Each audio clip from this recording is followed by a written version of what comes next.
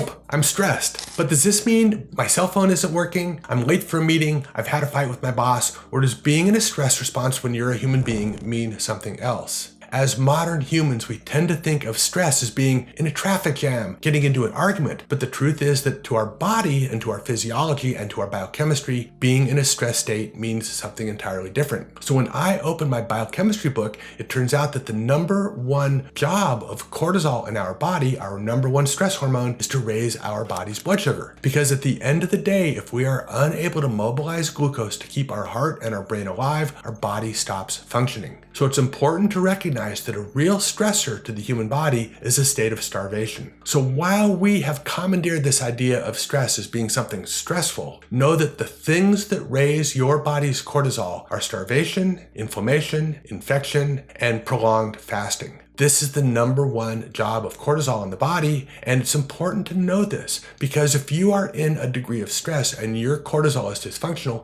the last thing that you want to be doing is starting on some crazy diet, doing intermittent fasting. Yes, each of these things might offer you benefit in the right context, but if your cortisol is imbalanced, each of these interventions, namely intermittent fasting, is going to further worsen your cortisol dysfunction. All right, guys, I'm making these videos for you to make you really smart about your healthcare choices and decisions and to turn around aspects of your health without using drugs. And I will see you in another video, and take care.